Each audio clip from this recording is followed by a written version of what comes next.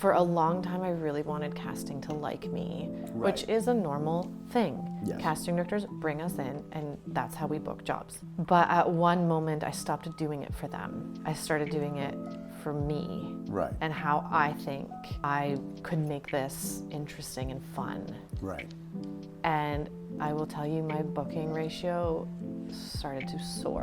Hey there, I am Douglas Nyback. This is the DNA Podcast. Thank you so much for being here for our 10th episode. It's kind of crazy to me that we're already 10 episodes deep. I started the DNA YouTube channel in April of 2024. It's now February 2025. We're not even a year old, and the podcast has been like a logical offshoot of that channel. And it's been really wonderful to hear your feedback and start getting more and more people commenting and reaching out directly and getting more and more eyeballs and ears on this thing as we grow. So, I couldn't be more grateful. We're still so new, and I'm grateful for every single listen and every single download and every single click. And it's so incredible. And for our 10th episode, we have a dear friend of mine. Her name is Bartczak. She is an unbelievable talent. The first time I met her, she came in to coach with me, over 10 years ago. And I was like, this is a leading woman, straight up. And I told her that. And since then, she has become a journeywoman actress whom has been, for over 10 years, working with the most elite people on the planet, whether it's Michael Fassbender or very recently Taylor Kitsch,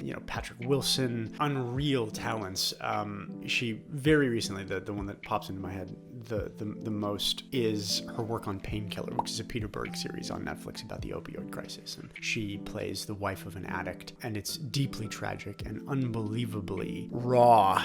And her work is stellar. Finally, this has led to her becoming #1 on her own show called Plan B. Her emotional IQ is matched only by her intellectual IQ, and she's a surgeon with how she auditions. This conversation means a lot. This episode means a lot. And I think that every actor or artist who is here is going to learn a lot from it. So without further ado, I'm going to just let us get into it with Lena Bartczak. Let's go.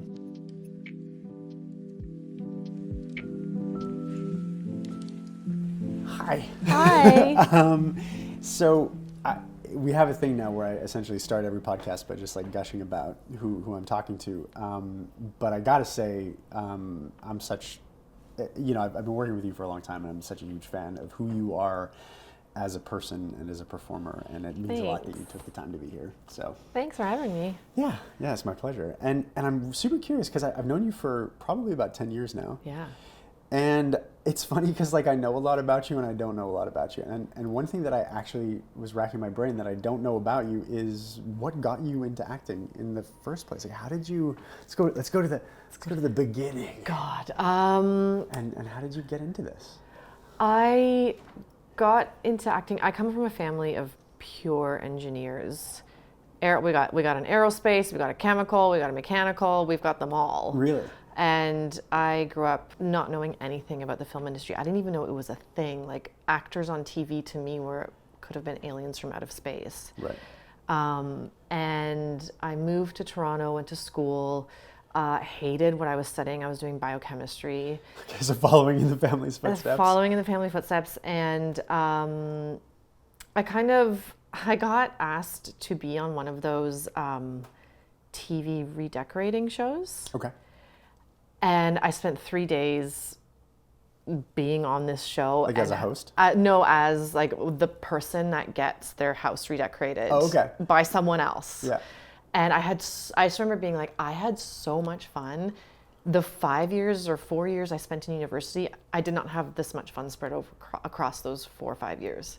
Okay. And so I started looking into production companies. I think I'd always been curious about acting, but I didn't even dare. Like, that was out of my purview. Okay. And so I started looking into production companies, and I got a job in Quebec at a production company called Muse, and I worked for them. You were how old did this? Oh God, maybe early like 20s? No, maybe mid-20s. Mid-20s? Okay, cool. And so I was watching auditions come in all of the time. Yeah. And I just thought, like, God, that looks fun. And I'm going to die one day. And I'd rather just like take a big swing. Yeah. So I started taking acting classes, and the teacher that was teaching me in Montreal told me about the neighborhood playhouse in New York. Okay. And I just thought, look, if I'm going to do it, I'm just going to do it. If I go to New York and study for 2 years and nothing happens, cool. I lived in New York. Right. And so I applied, I got in, and yeah, that's how I started acting. So I actually, by the time I graduated, like I must have been like, I didn't start auditioning until 10 years ago, which I was 30. Really? Yeah. And so I lived a life. Like I worked at this production company. I had worked I worked for the UN. I worked for, I was a travel writer for a bit. Like I did make an effort to find something that interested me. And in the end, I fell so deeply, deeply, deeply in love with acting that I kind of felt like I met my soulmate. And I was like, I don't fucking care what happens. I'm going to try. Wow. That's such a beautiful way of putting it. I found my soulmate. That's I don't think I've ever heard anybody describe acting that way. That's like a very pure and clear expression of love. Yeah. I felt lucky that even though I knew I was starting, I was very aware of the fact that I was starting like 10, 15 years behind other people. Right. But I actually felt so lucky to find something that I loved at that young age, because some people don't figure it out until later. And by then they have responsibilities and they can't pursue a career that they want. Yeah. I mean, it's funny, prior to this, we were talking about it in a very different context, but like the burden of a passionless life, like a passionless, purposeless life, like a lot of people go through life never finding their thing. Or don't have the liberty to do it because they have other responsibilities that doesn't allow them to have that free time and the leisure to pursue whatever they want. Right. And I'm definitely not like one of those people that believes that if you don't find your like passion, that your life doesn't have meaning, your life doesn't have purpose. Like that's not, I don't think that's true. I do think that perhaps there is like a greater ability to explore joy and follow your own impulses and instincts in life if you find your thing, the thing that lights you up. That's so who was your first teacher in Montreal? My first teacher, so I took a couple classes in Toronto. I won't mention with who. Cool. But I didn't know anything about acting, but I was in those classes going like, this isn't it. Like there's something in my gut that's saying like, this is not working. Right. And I had a friend I met a girl who was in Montreal and was taking acting classes. And she was telling me about this teacher, Jacqueline McClintock, who taught Meisner. And I literally just moved. I didn't have anything. So I just like took a suitcase, moved into my friend's spare bedroom and started taking acting classes with Jacqueline. Okay. And right away as I arrived, I was like, this is what I've been looking for. This honesty and this truth and this study. This is what I've been looking for my entire life. It engaged, I felt like it engaged my whole body, my emotional body, and my intellectual mind. Right. And I fell deeply in love with her and the way that she taught and the beautiful way that she saw the world. Even in the tragedies of the world, she saw beauty. Right. And so when she finally told me, like, you can keep studying with me or you can go to the Playhouse, I was like, bye, I'm going to the Playhouse. I want to see this thing through. Right. Which I was so glad I did. Good for you. We were talking with Anna Hopkins on the episode that we just released, and we talked a lot about Jacqueline. And it sounds like you all had a really, like it sounds like she touched a lot of lives in a very positive way. She did. One of her major talents, which if anyone can find an acting teacher that does this, so there's like the sparkly people who are just not, like, grew up in really happy families, really permitting families, and were really encouraged, and you hand them a script and say do it, and you just can't get your eyes off of them. There's something, they're so comfortable in their skin. I don't know, I picture like Margot Robbie, and like she's a sparkly person. Yeah, for sure. Not to say that she doesn't work hard. I admire her on so many levels. Maybe her life is like a roadmap of trauma and pain. Who knows? But Could be. I get what you're saying. Yeah. But most of us aren't that. Yeah. I would say 9 out of 10 of us aren't that. We have our troubles, our shame, our things we're embarrassed about. And I could not stand in front of people without turning bright red. It was awful. Like when I started this class, and the thing that I think touched a lot of people with Jackie was she would bring in these people who weren't sparkly, and she would show us their sparkle. And she'd be like, look how beautiful this person is because of this reason. And we would, as a class, fall in love with that person. Right. And it made me realize, like, anyone can be an actor. Interesting. Anyone can be an actor. They just need to find the teacher that allows them to find the sparkle inside themselves. This has gotten cheesy so quickly. No. But it was like such a revelation to me that anyone, as long as they have someone who can like help them show that thing that's inside of them that's interesting, Yeah. then you can learn the technical aspects of how to be an actor. Yeah, I think if I think about how my coaching has evolved over the years, and you know, this is all about me, so I might as well talk about myself.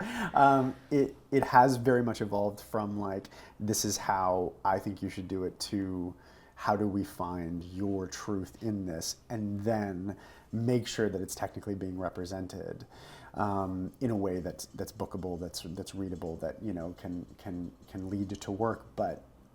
That sense of individuality, the longer I spend doing this both in front of and behind the camera, the more I realize the only thing that you have that nobody else has is the intangible thing that is you. Mm-hmm. And if you can bring that out, I love the way you're describing it as sparkly, that sparkly thing.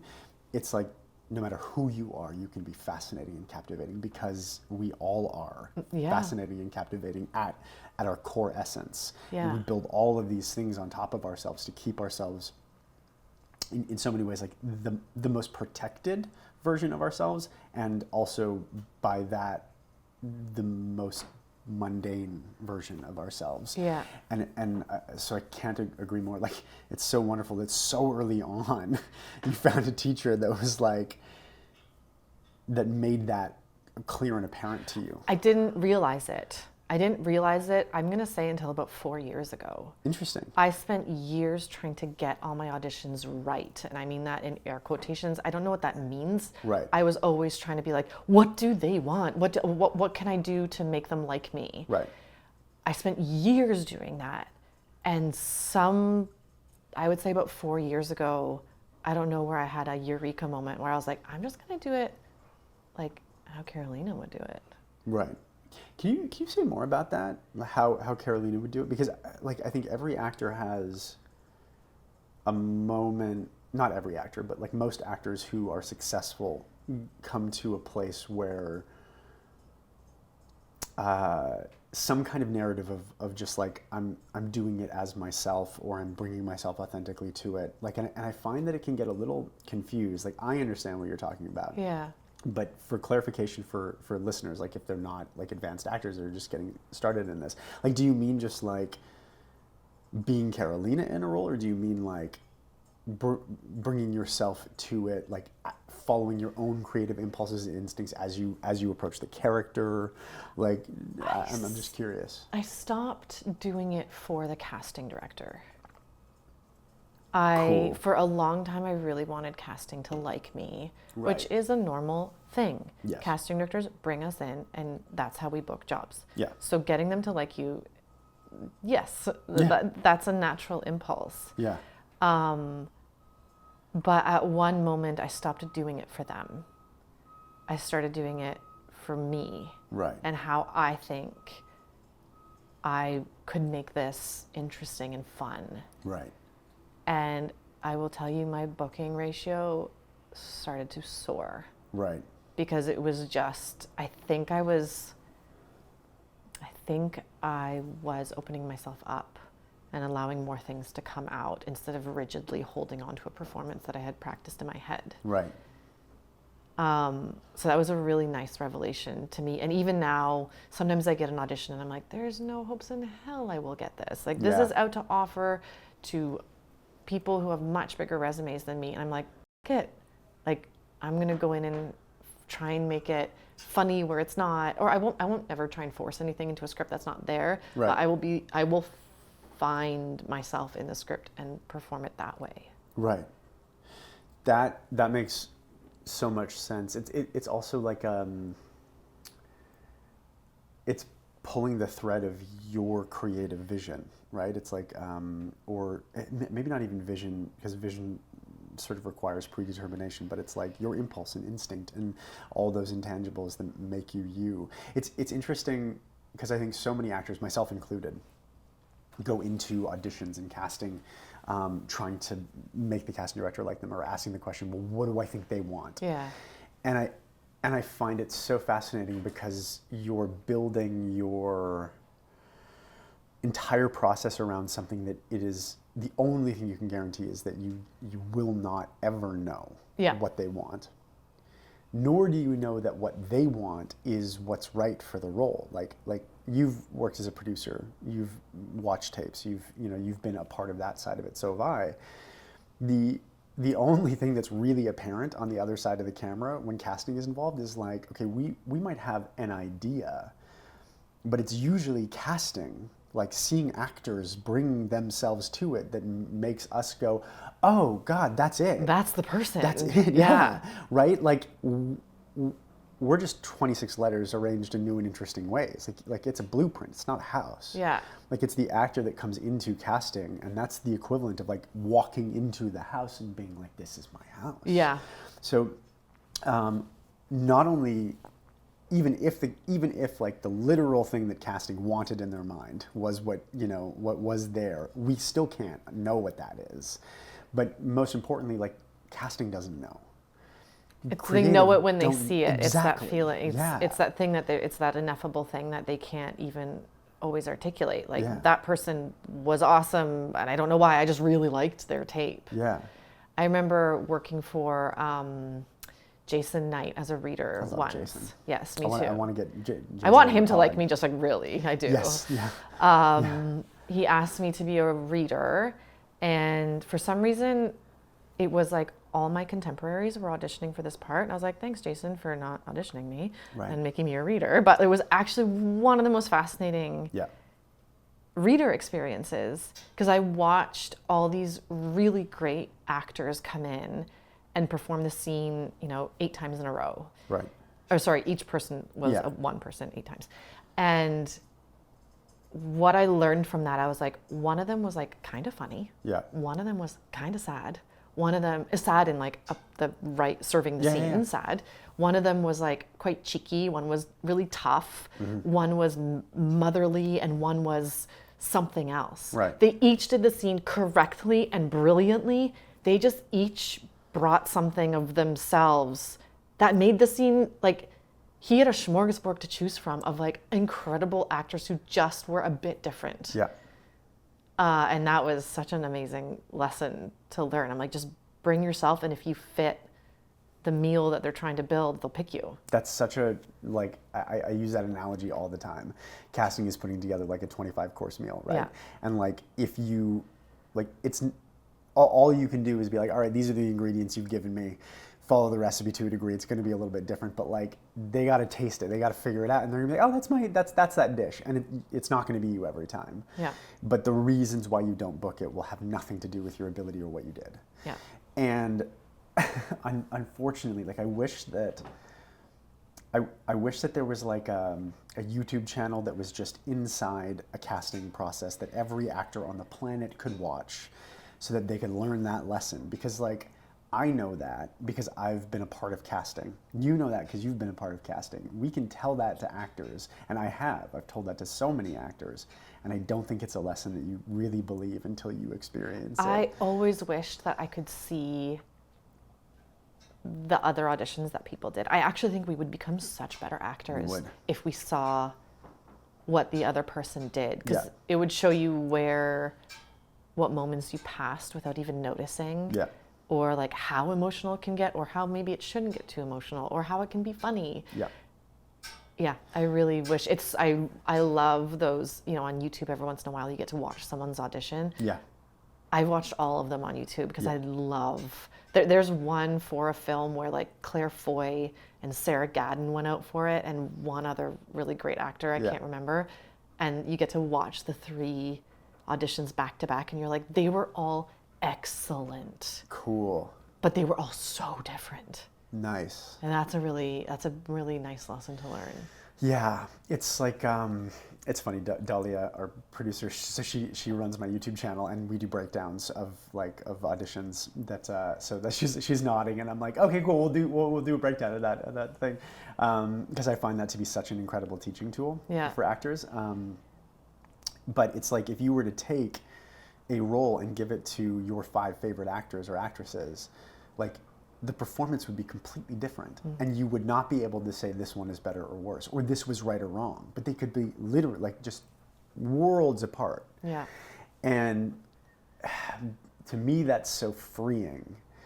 And at the same time, there's also like, oh man, there is so much that's out of our control when it comes to the actual process of getting jobs. Yeah. Like it's a challenge. And was there anything, I'm curious, and the answer to this can be like, I don't know, or I don't want to talk about it. But you said like around 4 years ago, you were just like, "F it, we ball."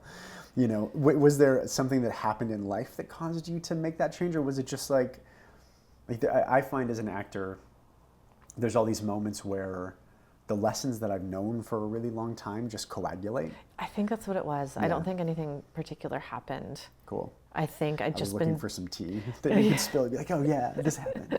And it changed my world. No, it was really boring. Nothing happened. I think my guess is that I did enough work and enough auditioning that I could finally let go. Yeah. And enjoy it. That's good. I like that. Yeah. So do you like auditioning? No. Absolutely not.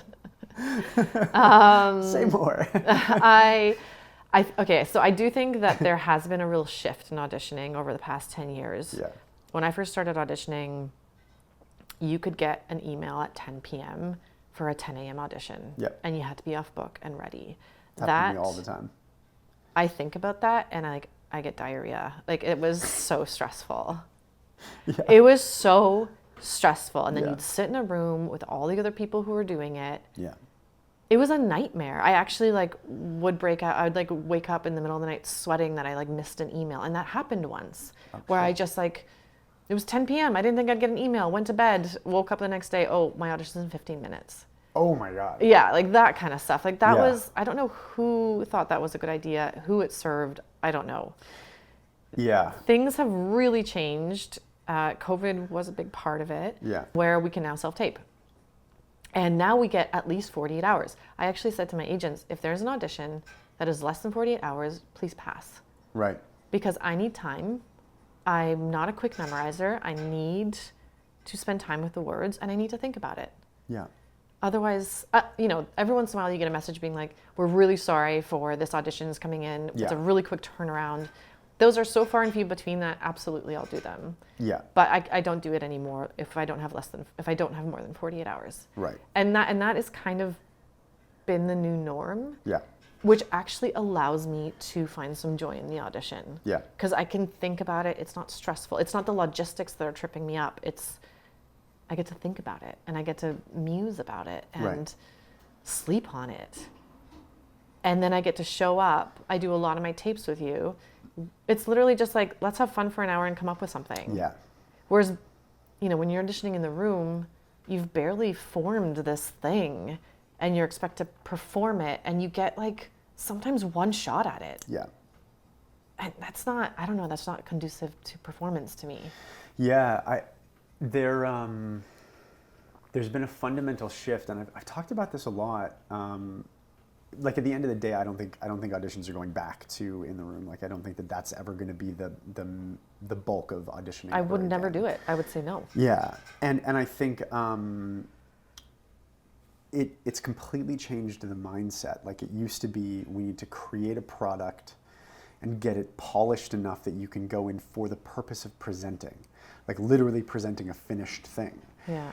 That you may only have one shot to do, right? And now I'm finding a lot of the work that I'm doing with actors, especially good ones, who are coming to me who are fatigued and their auditions they're burned out on self-tapes and they're just the joy of the process is dying, is they're coming in with that same mindset that they need to get it, they need to get it right, as opposed to, and what I'm trying to encourage actors to do as much as I possibly can is get it ready-ish, and then understand that the actual process of doing your audition now, a self-tape, is, okay, cool, we don't know where it's going to go. Let's discover this. And then we're rolling as we discover. And then the second it's found, you're done. Yeah.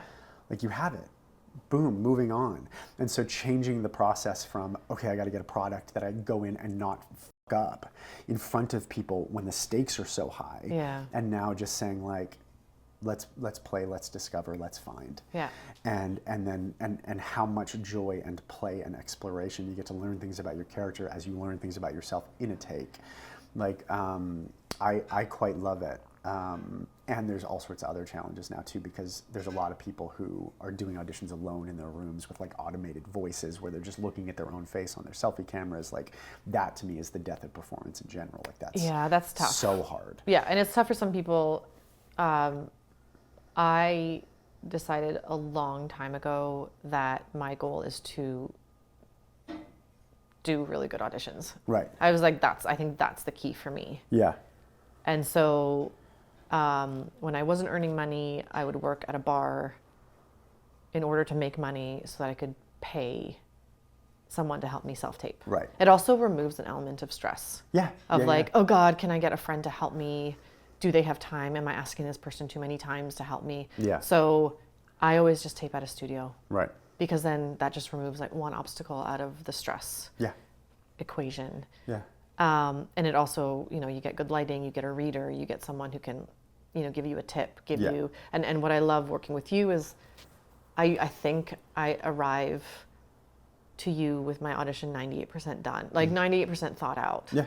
And then we were doing this audition for one of those action shows. I can't remember what it's called. Oh, Reacher. Reacher, yes. Yeah, Reacher. Yeah. We were doing an audition together, and you were like, "Why don't you step forward on that line?" And we did it, and all of a sudden, my character became this like intimidating. Yeah. And literally, like, you telling me to do that made such a difference. Yeah. This is when you were filming in Montreal. Yeah, and I got like a call back for it. It was just like you telling me something really simple. You saw something I didn't. Yeah. And it just really elevated the audition, and I think that's been really helpful for me. Yeah. It's and I think like when you're working with somebody else too, there's an element of unpredictability. Like, I find one of the challenges of being an actor is like, in so many ways, this is gonna sound weird and I'll quantify it. It's like you're God, because you know what the past is and you know what the future is. Like, that's a very omnipotent and kind of uninteresting place to live. And the more human you can make your audition process, the more even though you know what's going to happen next, you don't know how it's going to happen next. And that to me makes the process so much easier. And so like as a coach, that like I quite love that part of it, that like one, being able to tailor or read to help an actor into moments, but two, being able to just like throw the slightest curveballs or to just like provide a little bit of an angle to think about, oh, in that instance, you take a step forward. Like what we're doing is we're causing in the camera only sees you, so it assumes that you're now inches away from this guy's face. Yeah. And that ratchets up the stakes. And it's like your body also understands that. Yeah, and it also made me bigger and look more intimidating. Yeah. Anyway, it was a great little, what's the word I'm looking for? Just like a great little addition that really elevated the performance. That's awesome. Yeah. Cool. I'm glad. I'm so glad.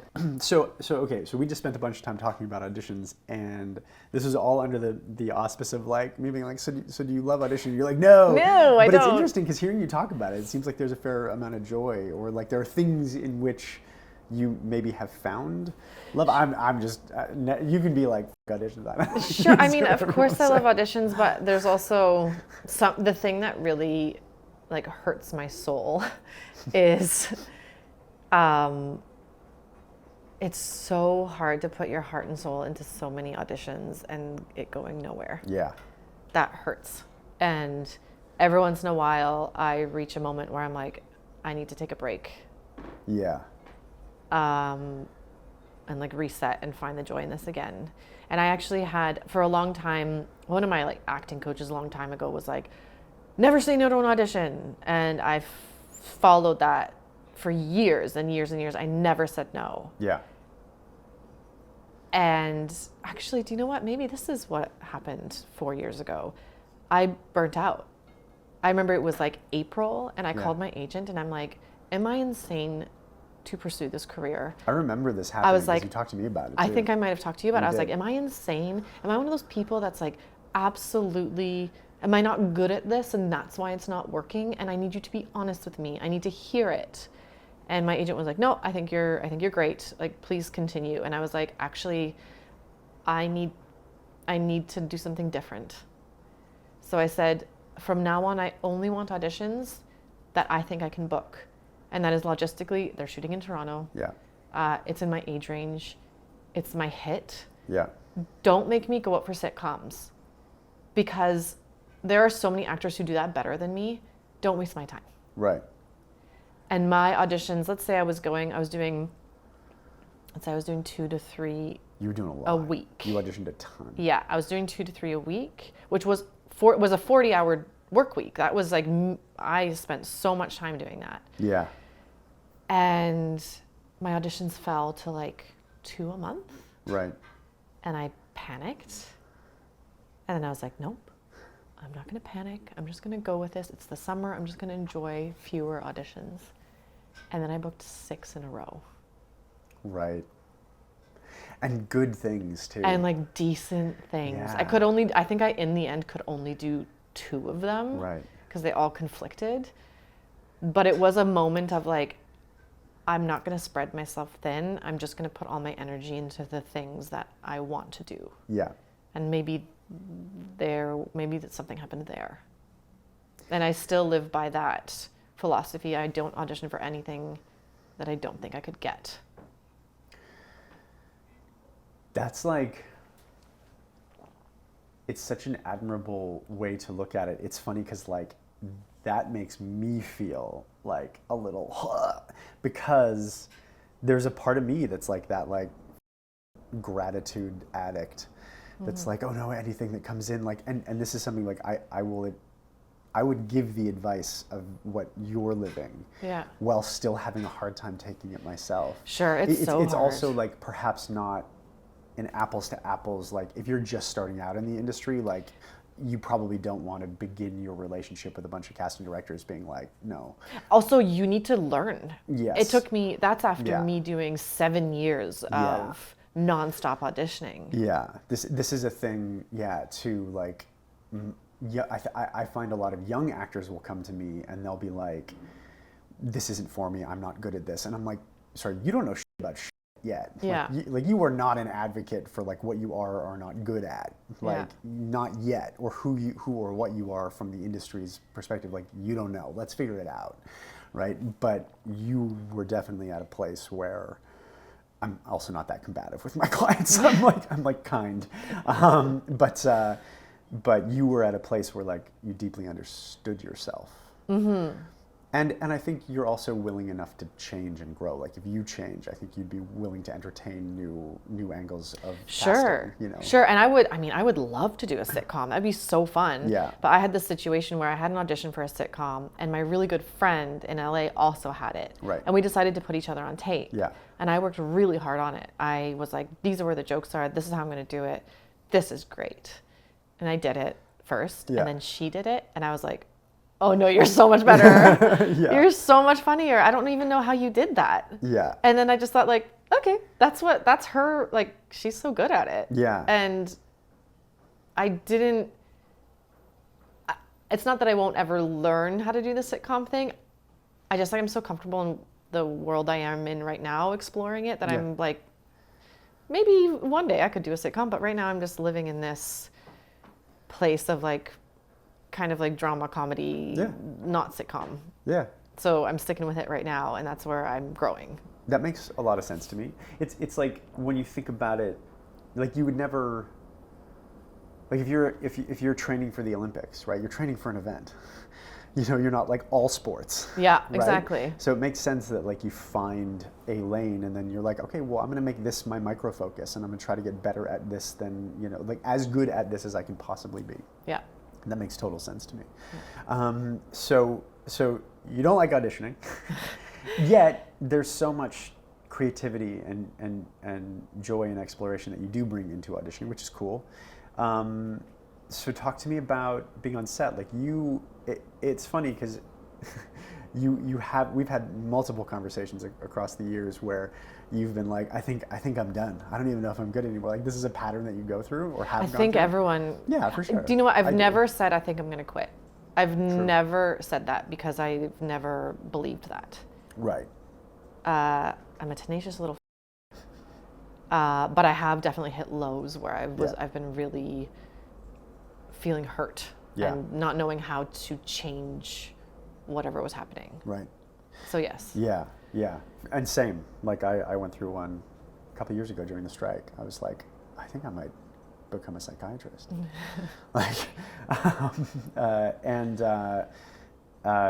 So talk to me about like so whenever we have these conversations, I'm like, I look at the people you've worked with, and I look at like even in years where you haven't booked a lot, what you have booked has been like a major feature working with like A-list talent. Like of all of the people that I coach,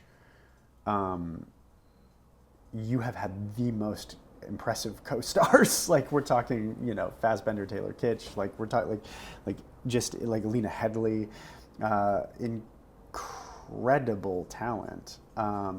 And so talk to me about your process on set. Talk to me about like, do you find the love and the joy there, or do you find greater pressure? And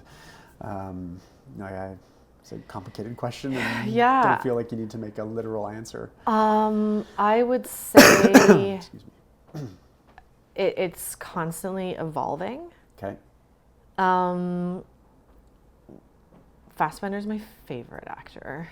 And so when I booked X-Men, that was almost 8 years ago now. Yeah. I was like a puddle on the floor anytime he entered the room. Yeah, that makes sense. He's an Adonis. Yes. And luckily he was so kind to me and spoke to me as his equal and asked me questions about how I thought things went and how did our characters meet and how did they fall in love and why. And he was so nice to me, which I'm so grateful for. I was probably just like a shaking leaf the entire time. So that's like the beginning stages of like working with really, I don't know, A-listers, I guess. Yeah. It's a weird thing, like when, And they don't look like in person like they do on screen. No, it's like supermodels. Sometimes they walk in and you're like, is that him? Yeah. You're not sure. I worked with Halle Berry recently and was like standing beside her and was like, is that Halle Berry? I can't tell. Like, it's so strange. Yeah. And there's something about the way light hits them and all of a sudden you're like, oh, wow, okay. And also for some reason on screen, I think everyone's big. Yeah, it takes a three-dimensional image and it compresses it into so and then you meet them and you're like, oh, I'm a head taller than you. Yeah, it's true, yeah. So over the years, my goal is to be as prepared as possible. Yeah. And I will work scenes with a coach just so that shakiness, it's not that I'm not prepared. Because there's nothing more scary than arriving on set and being like, oh my God, we're shooting that scene? I didn't prepare that scene. Yeah. So I'm always hyper prepared. And when I get nervous, I lose my lines. Yeah. So I work my lines so hard. Yeah. So that there's no chance of me losing my lines. Even if I think I'm going to lose my line, it's like my animal instinct kicks in and knows it. You have it. Yeah. It's there. Yeah. And I worked with Taylor Kitsch like 2 years ago. And this was on Painkiller. This was on Painkiller. Which, for the people on, like, it's really good, and Carolina's phenomenal. You should check it out. Thank you. Yeah. And as we approached shooting, I always try and meet my co-stars beforehand, just so any of that nervous energy can go. Yeah. And just so that I can know who this person is. Are you a good person, a not good person? Are you, what kind, like, are you open or are you closed? How do I act or how do I behave around you as a human being? Right. So that I can give the performance that we need. Yeah. And I remember Taylor and I were playing a married couple that's been married for 10 years.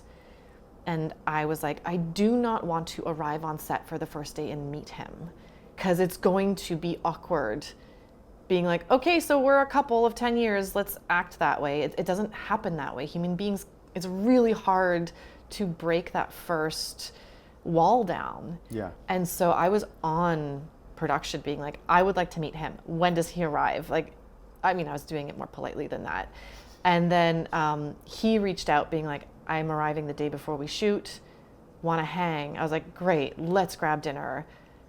We grabbed dinner, and it turns out he's so lovely I've and heard nothing but so good things about him. gentle and so open, and again treated me like his equal. And I remember the first day on set, I was like, look, you're a guy, I'm a girl. There's a certain amount of decorum between men and women who don't know each other, but we have to sell that we are married. Yeah. So I said, please, I give you permission to like put your arm around me, to do this, to like sneak a kiss if you need to. Yeah. Please know that I am comfortable around you. Right. And he was like, yeah, let's do that. Great. And I feel like we found our relationship so quickly, and that we were able to sell it that way. That Yeah, and that, sorry, I just totally interrupted No, it's you. okay. That role required such, because it's like picking up a couple at the moment that like a hand grenade is being tossed into their life. So it's like that was not about we're falling for each other. That was like we're here. we are in the fucking shit together. Yeah. And that's like, that doesn't come cheap. It doesn't. And I'm forever grateful to him for being such a good person. Because I have worked with other A-listers who start off really nice, and then if in the scene, if I'm too strong in this scene, they get annoyed off camera. Like too strong, I mean like my character is bullying or something. Yeah. And I've had them turn on me. Actually, it only happened once. It happened once. Yeah. But I'm traumatized by it Because I was, because the turn happened so quickly, I didn't see it coming. Right. And I was punished for the rest of the shoot by this actor who was much more famous than I was. Right. So I'm always very tentative. I'm always watching to see who this person is, how close I can get to them as an actor. How do I respect their boundaries? Right. And then if they're like Taylor, willing to hang and willing to get to know each other, I ended up spending a lot of time with him and his family. That's great. And so we were able to quickly build a relationship. Right. For it to live on screen. That's wonderful. It's funny whenever I hear stories about the other side of it, like that, like one, it's like, I don't know, wear your insecurities more like a cape. But there's a famous story about Brando that it's like, at this point, I don't even know if these things are true, because these are like legends. But when he was doing Streetcar Named Desire on Broadway, like he was ushering in a new era of naturalistic performance that like was new. I disagree. I didn't find it very naturalistic, but that's a different more naturalistic podcast. than like paint your wagon. Okay, you know? sure. Like and so his co-stars would be, you know, obviously downstage doing their thing, like having the main scene. He'd be in the back, like pouring a drink. Audience would be like enraptured. Like the whole story was about like how, like the story of that play was about how he pulled focus in all moments. He was just so captivating. Yeah. And obviously his co-stars didn't like that. Yeah. And we're like, listen, can you like we're the ones doing the monologues or whatever at this time. Can you please like stop pulling focus? And his response was always like, if I can be more interesting than you just pouring a drink in the background, then that's probably you problem now, you know. And I'm like, okay, cool. That's not a bad, like, you want to have enough of a healthy ego that you can be like, all right, like if you're having this response to me, this has nothing to do with me and everything to do with you. Yeah. You know, and sorry, I didn't mean to say like, I don't mean that I was better than stronger. I just mean like, I didn't take it that way. My character pushed them a little harder than maybe the script. Maybe if I found a different way of like getting what I needed from them, and they didn't, and the actor didn't like it. That actor didn't like it and turned on me very quickly. Oh man, that's like Insecurity City and they're the mayor. That's not a good look. But that, I have to say, like, most of the time, the people that I've worked with have been like, oh, like Patrick Wilson. My God, what a lovely, wonderful. Was that Moonfall? That was Moonfall, yeah. What a Patrick. wonderful man. Like, he's just there to play. Like, let's have fun. Like, that's the kind of vibe he is. Love it. Yeah, and you know, you meet those people more often than not. Yeah, agreed.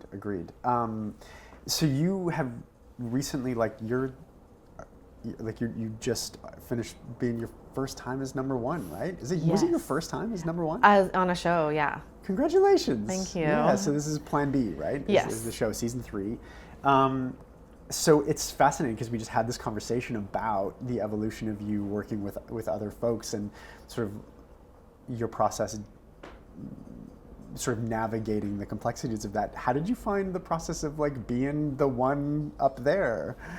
I loved it. Yeah. Yeah. It's so fun. It's like you get to host the party. You're like, I loved it. It was, I'll give a little bit of backstory. Yeah. There's a teacher that worked at York. The one we were talking about Yes, earlier? what's Yeah, his Rodenberg. name? Rodenberg. Yeah, Okay, yeah. God, I forgot. Yeah. I took one of his classes back in the day, rest in peace, and one of the things he said in the class struck me, and he said, you will get your first major part because you have a weird talent or because someone dropped out. Yeah. And X-Men, my first big part, was because I could speak Polish. And I knew the Montreal casting director, and it was shooting in Montreal, and Nice. they needed a Polish person. And I gave a good audition. Yeah. So I got like my first big part. And then this is my first series lead, and I got it because someone dropped out. Right. And they needed to cast someone quickly. And you had auditioned, we'd done tapes for previous seasons of the show. Yeah. That you got close to. Yeah, I got close to. Yeah. And a bunch of, I have to thank my manager, found out about this person dropping out last minute, knew I was too young for the part, but called him and was like, you have to see my client. I did the audition, and 2 days later I was flying to Montreal to do my first lead. What a whirlwind. I know, Holy. and was going straight to pre-production and then into shooting. So also like no time for prep. I barely had finished reading the scripts and we were going to camera. It's like getting what you want, but not in the way that you want it. Yeah, it's so funny. Sometimes the world is like, the universe is like, we'll just fast forward this for you. Yeah. And then I was like, okay, I'm here. I never, 3 weeks earlier, if you would ask me if I'd ever be a lead, I would have been like, never, it's never gonna happen. And then it just happened out of nowhere. I got kind of, yeah, it just happened out of nowhere. And I loved the experience. It's like you're getting to host a party. I got to welcome actors to set and be like, this is where we're shooting and this is what we're doing and these are these people. And working in Montreal is great. I've worked in Montreal a lot, and I'm familiar with the crews there, and they're awesome. Everyone's there to do their job but also have fun. Right. So yeah, it was a really wonderful experience, and I also had an amazing creative team who was there to support me and help me and would answer my phone calls at midnight being like, what are we doing tomorrow? I don't understand what this scene is. And so I had people who would answer my calls and talk to me and were there to support me. That's such a, like on one hand, that's just like wonderful to hear. It's interesting, you seem so clear as to what your needs are. Like even that, like as you talk about that, it may seem like a small thing, but I think being in a position where you are so clear on what you need that you can call and ask, that like you are open to and able to ask for support. Did you find that was easy to ask for the help that you needed on set, to ask for the support that you needed, or was that something that you were like, came to you naturally, or did you find hesitation? Because I know a lot of actors have a really hard time speaking to their needs. They're so busy worrying about like not pissing anybody off, not like. And that's definitely there for sure, because each show is a whole different world of machinations of different people, and you're always trying to figure out like, is this an appropriate question? Can I ask them to help me with this? Right. And I guess on different jobs it's different. If you're a guest star, you pretty much keep to yourself. Kinda. Yeah, you're there to like fit very specifically into a cog in the wheel. Yeah, just your ability to be creative and bring things is smaller than when you're a lead. 100%. You are there to be a piece of the puzzle, and you can find your creativity within that piece, but you're there to serve someone else's story. Yeah. When you have a bigger part, I'm not a very demanding person. I'm not a very needy person. And if I needed something, I'd say, does this serve the production? And if the answer was yes, I would ask for it. It's a great metric. So because I also, the showrunner and the director were both so amazing that I felt comfortable with them immediately. So we all showed our like true colors immediately. Like we all showed what we were nervous about and insecure about. So there was an immediate trust. So I could say like, I hate this scene. Why are we doing this scene? And they'd be like, well, we need to do it because, but do you want to do it like this? And I'd be like, okay, let's like, they were so open and willing to play as well. Right. Which you don't get to do when you're not in a more leading position. That's true. Or like, guys, I just feel like this outfit's not working. Okay, what do you want to do? Can we do it like this? Yes. Okay, great. But sometimes the answer was no. Right. And then you'd be like, okay. So you also need to know when you can ask for things, when you can fight for things, and when it's not appropriate to do so. Right. Did you find that came to you pretty naturally, or was that something that's... I think it came out of necessity. Cool. Everything happened so fast. Right. That I didn't have a choice. I was like, guys, you need to find me a reader. I need someone to bounce lines back and forth because this all happened too fast. I haven't had time to prepare. Right. Or our days were very long, and strangely in this TV show, it's almost actually a 6-hour movie, not 6 episodes, because usually in a TV show you have subplots and the lead isn't always there. But in this show, the lead is always there. I think in 6 episodes, I wasn't in 5 scenes. Whoa. So my days started at 4 a.m. and I would get home at 10 p.m. And I started burning out very quickly. Right. Because there was so much adrenaline leading up to the job. Yeah. And because I had to like go home and work and figure out What you were doing what next. I was doing next. Yeah. And I just said, guys, we're not going to make it. And they were like, okay, let's figure out how to add more days, how to make your day shorter, how we can get you home faster. But like, I was lucky that this show had good producers and supportive people. On a different show, maybe that wouldn't have been the response. They would have been like, suck it up, we're paying you, go to work. Right. Well, I'm glad that wasn't the case. And I'm glad that you were so able to talk to your own needs. Yeah. I mean, it was the environment allowed me to do so, and the necessity. Cool. And was it fun? It was so fun. Yeah. It was so fun. It's so fun being able to like be more creative and like figure out the blocking. Because usually, when you're a guest star, you're waiting for like someone else to figure out the blocking. Yeah. But when you're the lead, you can be like, can I start over there? Can I go pick up that thing? Can I move that plant? Like Right. you get to like add your own creativity, and that's super fun. And also, I find the first 5 days of any job is always so nerve-wracking. It's like going to high school for the first time. You don't know where the bathrooms are. Yeah. You don't know who the kids that you're supposed to sit with are or like not sit with are. Like you don't know. Yeah. And most jobs are 5 days. I would say on most of the jobs that I've had, it's 5 days or less. So you never get to find that comfort in what you're doing. But in a job that's over 50 days, after 10 days, you're like, oh, I'm home. Like I can be comfortable. I can relax. I can let it go. I know who the DP is. I know who the first AD is. I know who the third AD is. It's not such a, it's a human being thing to make sure you're safe in the environment. You don't feel safe until you've spent some time in that environment. Yeah. Yeah, Bree and I always, like, whenever we're going off to gigs or like we always say, like, first day of school vibes. It's interesting that you use that analogy as well, because it's tough. And like, this is something that I think like every actor goes through stages of this. Like, auditions and self-tapes feel terrifying until you settle. Like, set feels terrifying until you settle, and you get to a place where, like, it sounds like you were able to get to a place where you're like, oh, like, I belong here. No one is questioning my ability to do this. I mean, people were. I mean, sure, yeah, but but that's not the overriding thing through your mentality. You're like that. For me, anyway, it's like the pressure to prove myself goes off a little bit, and settling into that concept of being at home. like that's such a beautiful way to think about it, and I'm so glad that you were able to have that experience, like by way of your first experience as a number one. That feels like a really beautiful one to have. It was great. I was great. so lucky to have so many good people around me that were there to support me. That's great. Yeah. So, has it been like it's? Rarely do we get like most acting podcasts. I think like they're talking to actors who are super famous, and it's like they've been working as leads on things for so long that it's like there's no dialogue about what comes after.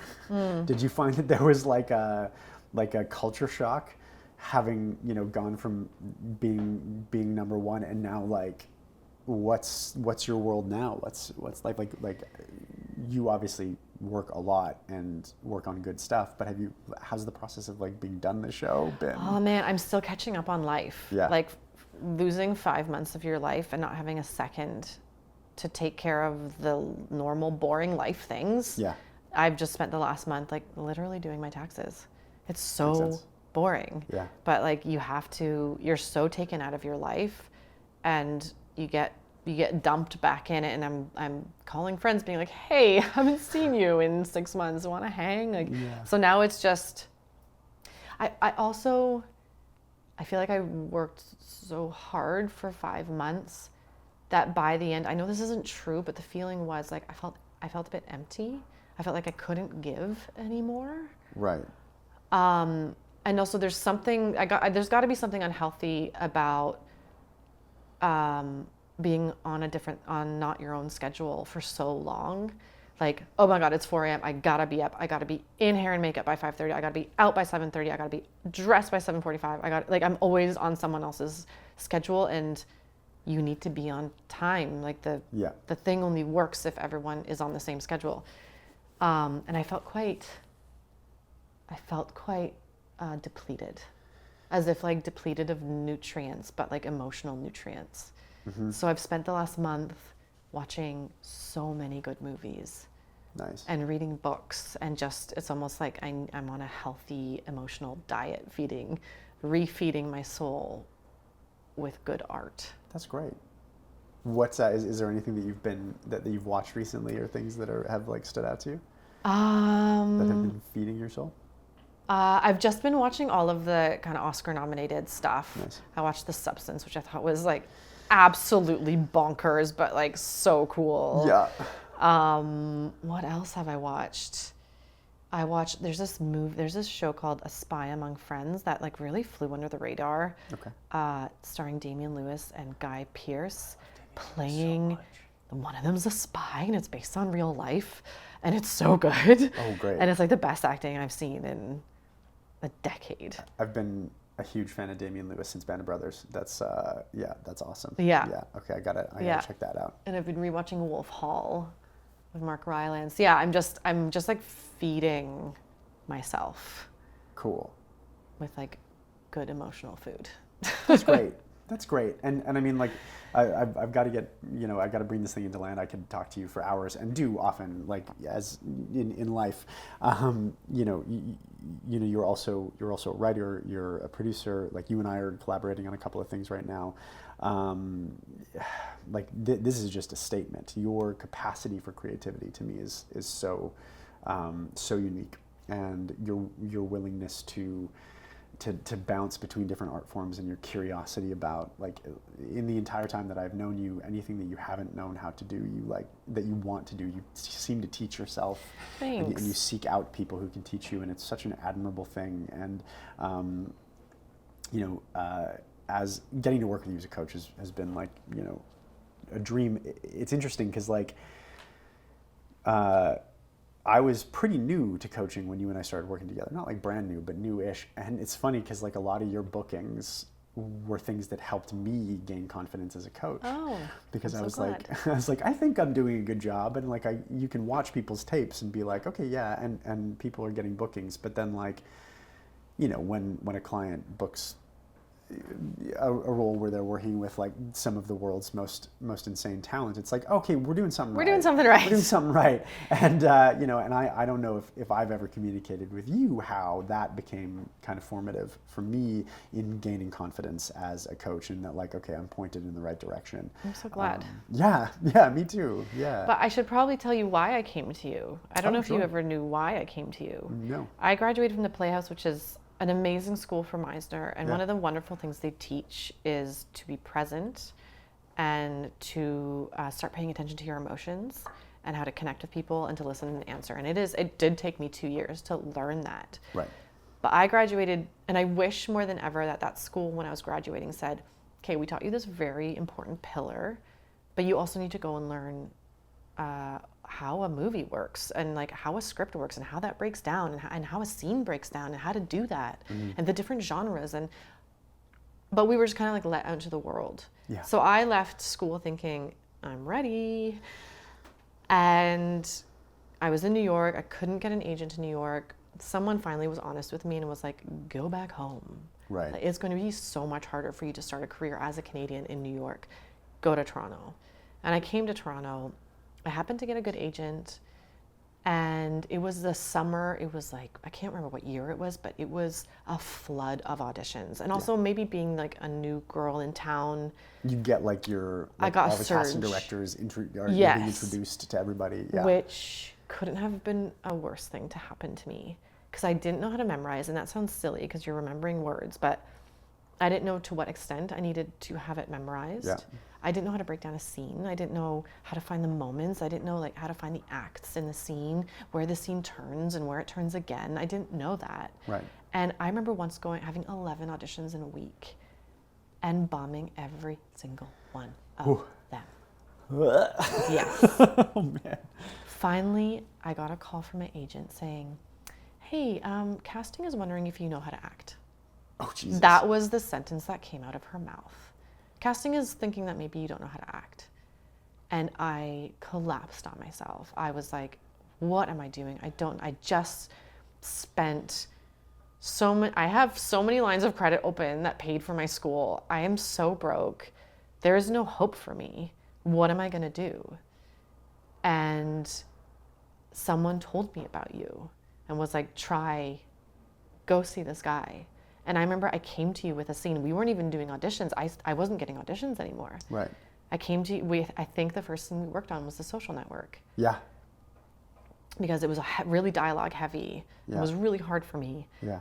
And I came to you and you taught me about scene breakdown and what genres are and how to tailor my performance. So you were this like other big pillar to me.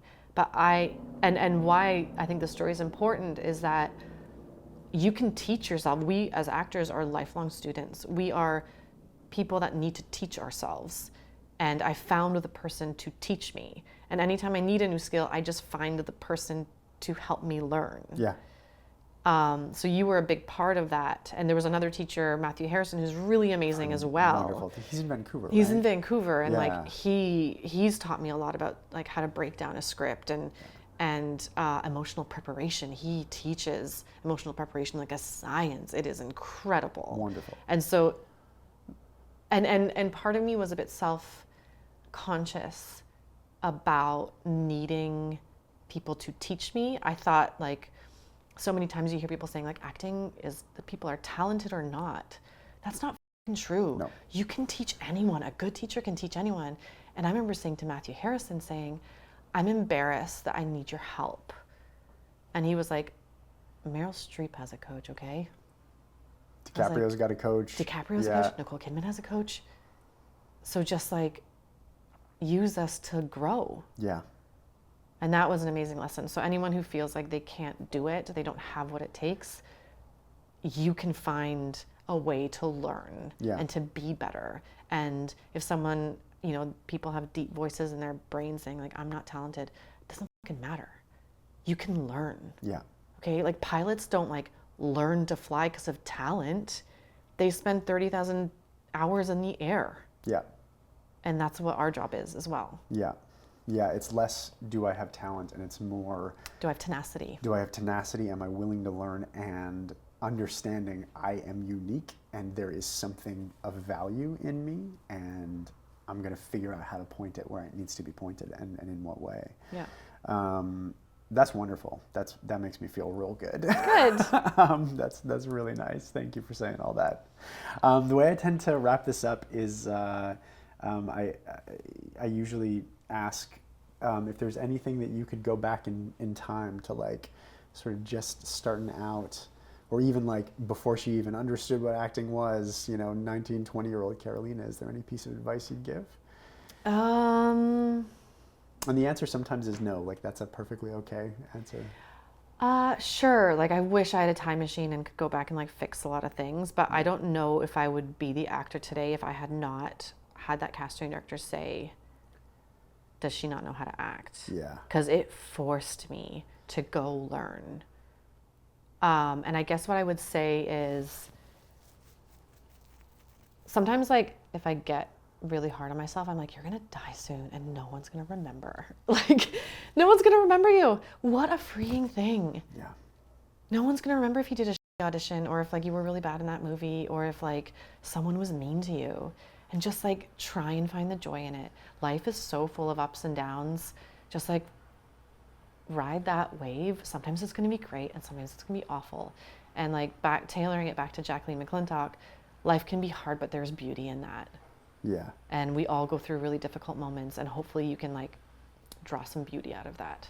So just like try and find a way to have fun even through the tough moments. That's really good advice. You're a remarkable person. I think you're a very unique talent, and I am so grateful that you have gotten the opportunity to become a lead in a show. Thank you. Right at the perfect time where the world gets to meet like #1 Carolina as you are right now. Like, what a lucky experience for everybody who's going to be watching Plan B. Thanks. I hope people like it. Yeah, I'm sure they will. Thank you so much for being here. I so appreciate you. Thanks for having me. Yeah, my pleasure. Cool. I think we got it. We good? The end. Awesome. Thank you so much, Carolina. No probs. All right, thank you so much. If you were here at the end of this thing, thank you for being here. The very humble request that I will make of you, if you've made it this far, is to please, if you're listening to this on Spotify or Apple Podcasts, please rate the show. Rate the show 5 stars. If you can, share across your social medias. Follow us on Instagram at Nyback, Instagram, TikTok, and the YouTube channel. Nyback as well. It's Nyback across the board. The whole point of this show is to be a tide that rises and raises any who are here with us. That's what every single piece of content I create points towards. Could not be more grateful that you're here. Thank you so much for the listen, for the likes, for sharing. And if you really want to support us, you can head on over to the Patreon, where there's all sorts of exclusive content, including bloopers from these shows, unique videos. I film live coachings over there, like coachings with elite clients that actually find the entirety on the Patreon, as well as all of my online courses. It's there. I'm gonna stop selling you and just end on gratitude. I appreciate y'all very, very much, and go be people.